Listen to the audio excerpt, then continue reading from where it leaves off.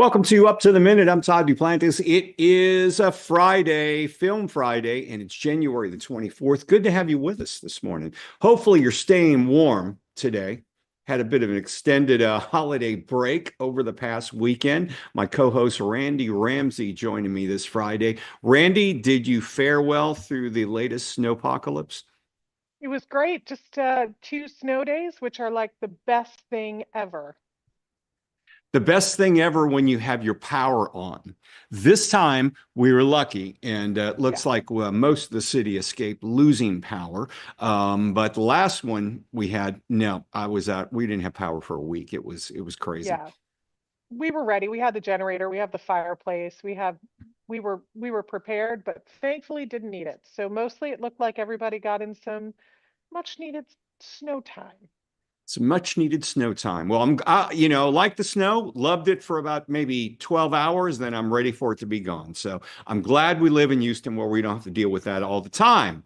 But we are here on a Friday. It's Film Friday. We also are celebrating 5 years of Up to the Minute. That's right, 5 years of this show. And we've got a special guest joining us very soon. But Randy, we want to thank everyone watching us this morning on Facebook Live because we're on Facebook Live and on YouTube every Monday through Friday, just about when HCC is in session. They can catch us live at 10 a.m. or you can watch us in social media or our cable channel. That's right. We're also on X, LinkedIn, and HCCTV at noon, 5 and 10 p.m. Monday through Friday. Okay, it's Film Friday, as we mentioned, Randy, and I think you know this next guest. Kate Phillips is an HCC instructor, filmmaker, and our Film Friday guest. She's up here talking about some upcoming showcases. Good to see you, Kate. Thank you. Glad to be back. Yeah, we're looking forward to talking to you. Randy's going to be with you in about 10 minutes right after the break. But first, we'll continue our 5-year anniversary of the show and a person who's been a guest on this show, several of our shows, former graduate of HCC. We're talking about Chef Hugo Ortega, executive chef and owner of H-Town Restaurant Group, HCC grad, and our culinary arts building donor. Good to see you, Hugo. Thanks for being here. Thank you so much for having me. A wonderful Friday. It's a pleasure to join you. Yeah, it's good to have you with us. Now, we talked about this before the show, but you guys were affected by the snow as well. I guess it shut down operations for a couple of days. Yes, we did, and everybody is fine, and we up and running again. So, it's wonderful to see everybody back in the kitchen. It's kind of lonesome space when you don't see you know, co-workers or your friends. Yeah, that's right. We had a couple of days off here at HCC, and I'm sure a lot of us were happy to get back to the grind, get back to work. I want to mention though, you just celebrated a birthday. Happy belated birthday! Oh, thank you, Dad. Yes, I turned 60, and like Tracy say, you made it to 60, so. Made it this far. Just keep it going. Speaking of keep it going, you're a James Beard Award winner, and you and your wife are co-owners. Tracy Vaught, we're talking about. You're co-owners of several restaurants. Tell us about the restaurants that you have now. You have, is it 5 of them now? That's correct. It's fine. And was it Backstreet, Hugo's, Caracol, Zochi, and Urbe, is that correct? That's correct. That's correct. Okay. And also our culinary arts building bears your name on it as well. Tell us about your involvement there. I mean, it was a wonderful thing, and I cannot thank Tracy enough and the team to make that happen. It's quite an honor, and so it's wonderful. And anyway, it means a lot to all of us. Well, it means a lot to our students because it's very inspirational to see how you've done it. Now, let's go back to your beginning in Mexico, how your family played a big part in your cooking techniques and styles today. Sure. So particularly, that was my grandmother.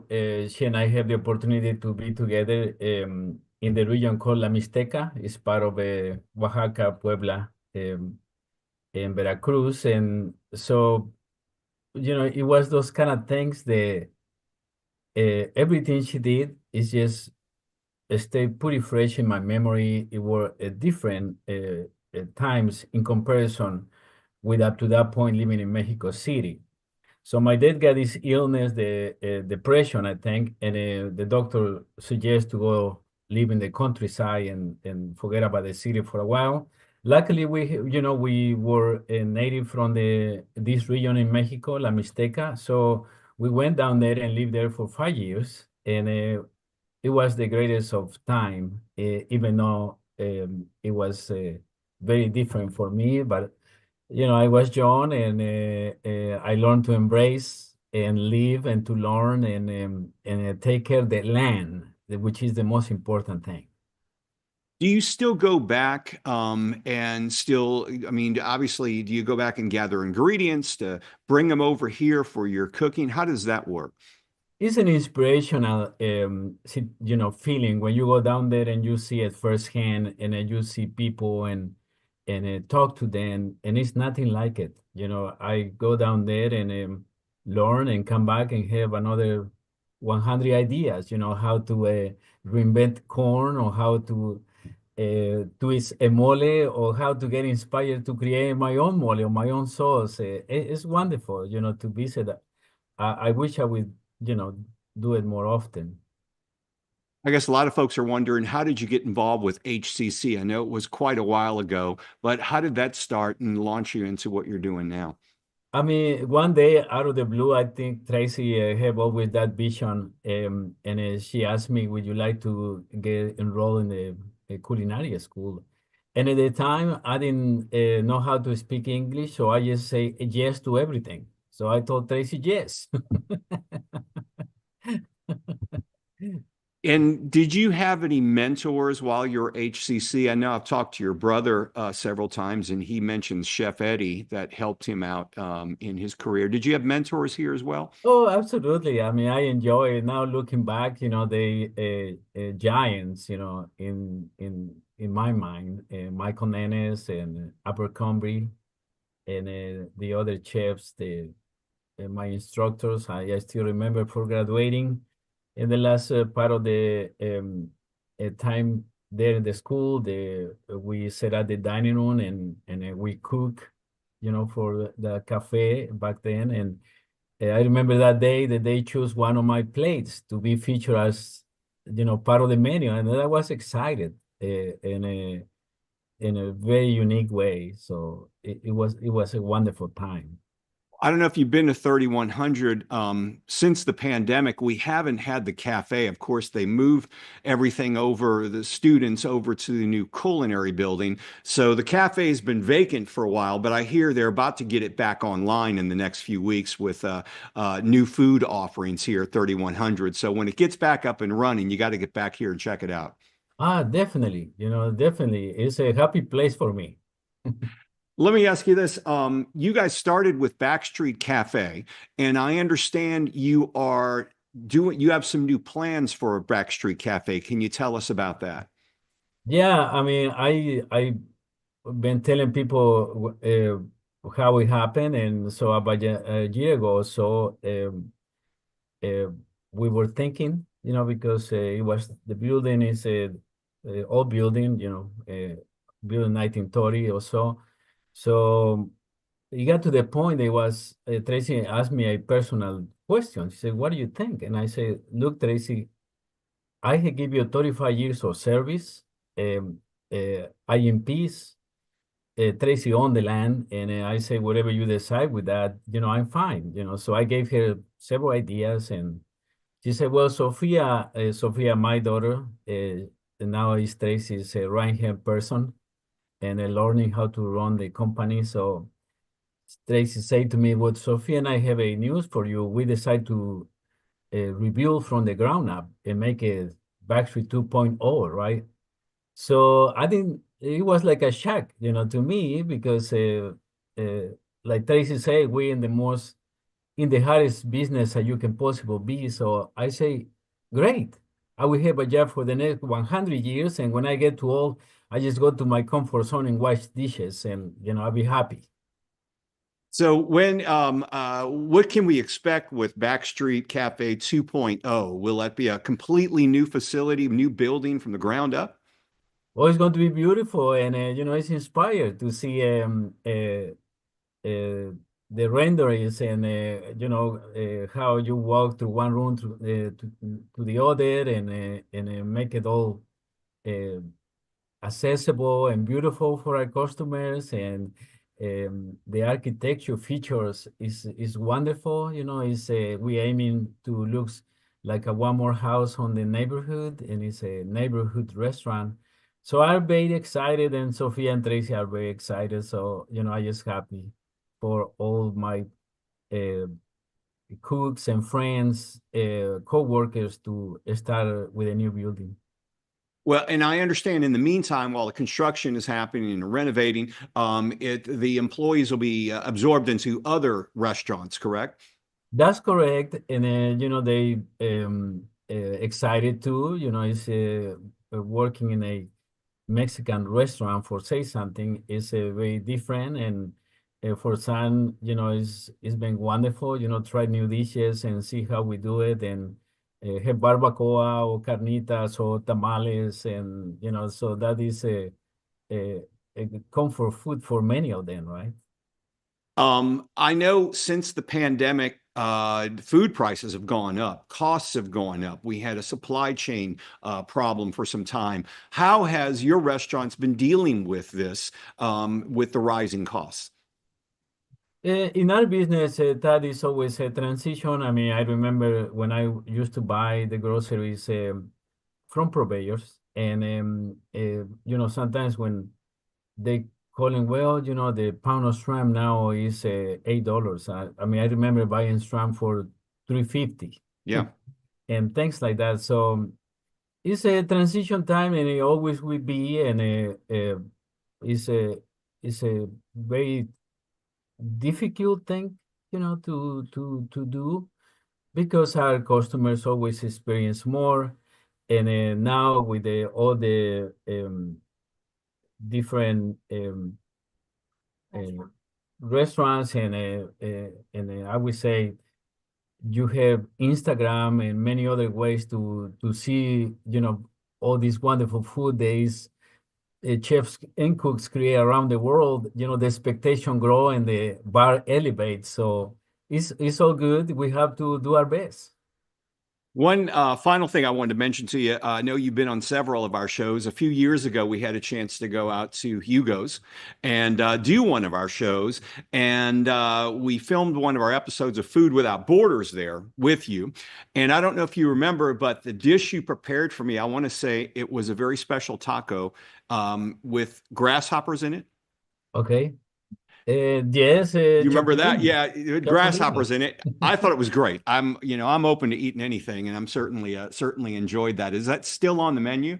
It's still, and we have increasing to a few more insects, especially at the menu at Sochi. Now we have annex over there from time to time. We have a chiniquil, which is a type of corn worm that we use for salt in a condiment, and we garnish few places. And then we have the famous chicatana from Central Oaxaca. The chicatana is an ant, and with that we do mole, the chicatana, and we do salt also. And so it's a wonderful thing to be able to cook with insects, even though they are not for some people, but I love them. It's pure protein. You cannot go wrong. Oh And yeah, some folks say it's the food of the future. yeah. And the cooks, I would say, I'm sorry, the culture in Mexico through Mexico, they've been using it for hundreds of years. So it's a pre-Hispanic way of put protein in yourself. Well, it was very tasty. I'll give that. And you got to be open these days. You really do to really experience different types of food. Chef Hugo Ortega, chef and co-owner of H-Town Restaurant Group. We appreciate you being here. We're going to have all the information on your restaurants and your social media handles in our post after the show. Thanks for joining us, chef, and tell your wife Tracy hello for us. Thank you so much, Dad, and thank you to everybody. Thank you, Houston. All right, thank you. Okay. All right, we are going to take a short break. When we come back, Randy's got a guest for not Tasty Tuesday, for Film Friday. That's up in 60 seconds. When I grow up, I want to work in a lab to build robots. From classroom to career, we're with you every step. Register for real-world education at hccs.edu. Possibilities are all around us. Together, we can make real change happen. We're Rotary. We are people of action. Get involved today at rotary.org/action. I'm a first-generation Filipino American. You don't always feel you're a part of the country you live in. It's this weird middle space sometimes that you have to live inside of. But when you meet others that are also living in that space, you'll learn to know that it's its own unique space too.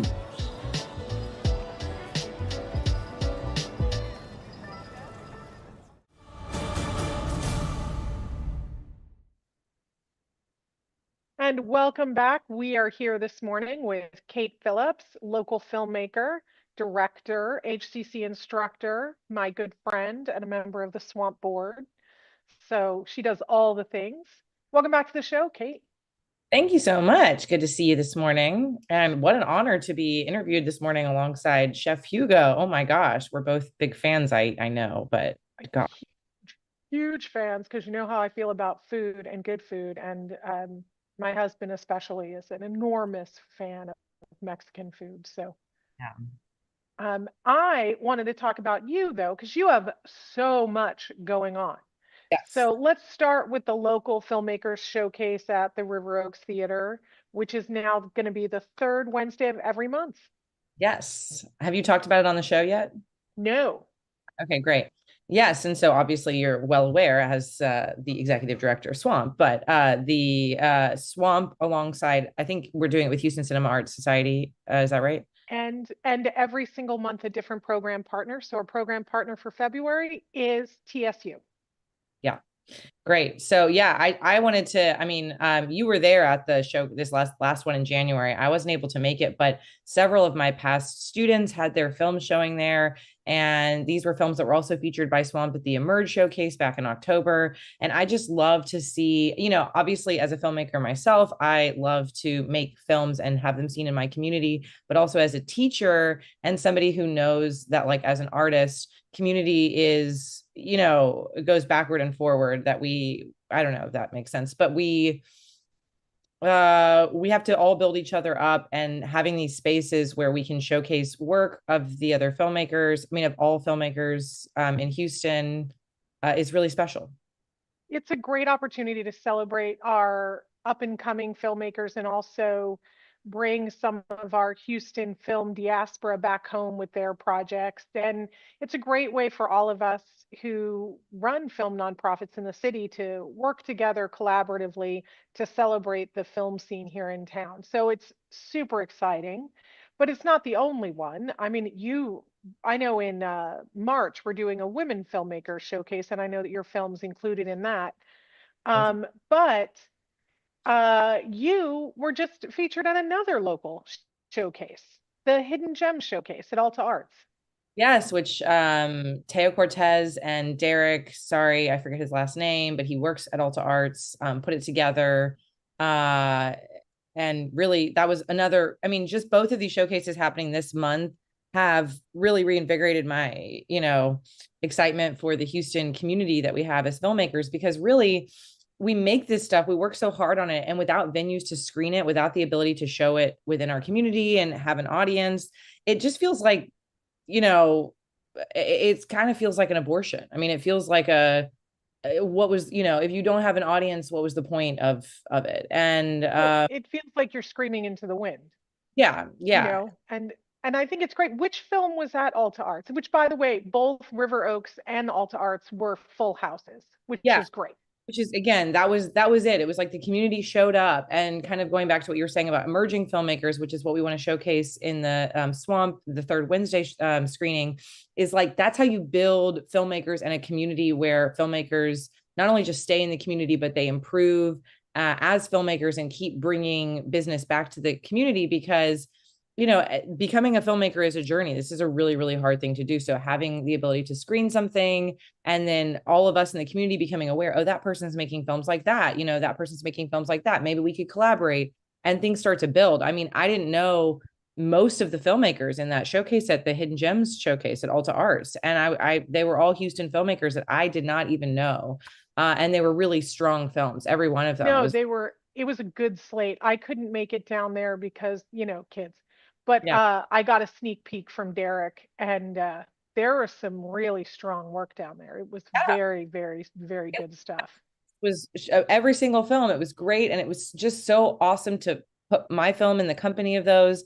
The film I showed was You Should Be Ashamed of Yourself, which and that's a film that it is a difficult one to watch in public. And what I love about that, it's a film about, sexual assault, but the gray area of sexual assault, the less easy, I guess nothing's easy about it, but there's a kind of conventional narrative about what is and is not sexual assault, and a lot of things fall outside of that narrative, but can still be abusive or confusing, especially for young people. So I wanted to portray that. And it's a film that I know it succeeds because of how deeply uncomfortable the experience in the room is. It's just like the air comes out of the room, and especially that Alta Art space, over 100 people in there, being able to screen it for them and to feel the air kind of sucked out of the room, and to feel like you could have, if someone had, I was telling Kay, the DP who came with me, who's wonderful, I was like, if someone had shouted boo, everyone would have screamed. I mean, it was that tense, and you don't get to experience that until you screen it.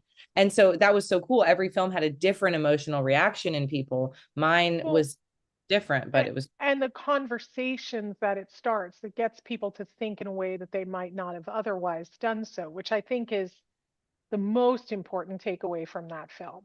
Yeah, I mean, every time I've screened it in Dallas and here, both times when I've screened for a large audience, I have not been able to leave for over an hour because a line of people form, and they're all telling me about their sexual assault experiences. And I feel like a lot of times people have felt like they couldn't tell anyone because they too felt like it didn't fit that conventional narrative, and therefore it wasn't real, or were doubting themselves. A lot of women say that they relate to it. But even I've been surprised, sometimes in Dallas, it was an older man who came up to me and kind of said, I've never told anyone this. So like you said, just that it reminds me why we do this at all, to not just create that, to bring people together in community, to share our common experience, and to create a dialogue so people know they're not alone. And you'll be helping other folks do that as well, because you're teaching a workshop in March. That is right. Thank you. Great transition. I'm very good at this. Yes, I'm teaching a workshop through Swamp in March, and it's something I plan to continue doing in Houston throughout the spring, and especially over the summer. I want to get a regular meeting going with it. I've had great students coming through HCC who are now graduated, who are directing and working with actors, or people I've come across in the community. And what I'm going to teach in this class that I'll be doing in March, and we'll be continuing to try to teach, is specifically directing actors with care. Like in my film, it was a very sensitive subject matter. So I have a lot of experience in working with actors. That way I also acted in that, as you know. And so putting myself in that position, I have a lot of awareness of of how vulnerable it is and how to care for an actor in that situation. So the class is about directing living performance, how to create a performance that doesn't feel dead. It doesn't feel robotic. It doesn't feel like it's just like repeating lines. How do you keep a performance alive throughout the rehearsal process, throughout the shooting process, and into post? And I think that requires, as a director, being really present and really embodied. So it's something that both directors and actors can take, and anybody who wants to learn the ability to lead or teach or coach or guide anyone through a process while remaining embodied and present in themselves. Well, I'm really looking forward to it. You know, I love your workshops, and we always get such great feedback on them. Thank you so much, Kate, for being here this morning. Kate Phillips, HCC instructor for the Media, Visual, and Performing Arts COE, as well as one of my favorite filmmakers. And our Film Friday guests. We'll have a bunch of information in the post after the show, and I know the tickets for the workshop are going to go live shortly, so we're looking forward to that. Thanks you so much. Coming up after a quick commercial break, Todd and I will return with some news and announcements. At HCC, your dreams are within reach. When I grow up, I want to work at the hospital.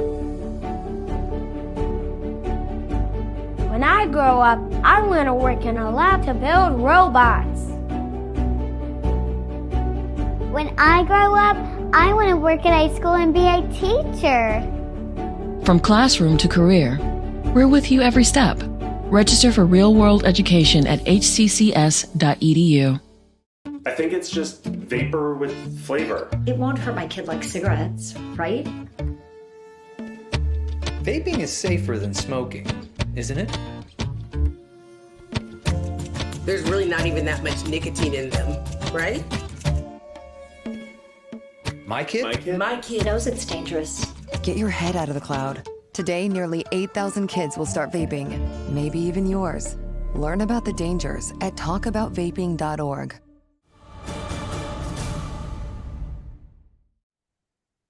Welcome back to Up to the Minute. I'm Todd Duplantis. We're live at the HCCTV studios this morning. We're running out of time. Real quickly, want to mention Second Start registration right around the corner. You can register for classes at HCC this semester by going to hccs.edu/apply. We still have online classes, hybrid, and in-person classes. Randy, we're out of time. Thanks for being here today.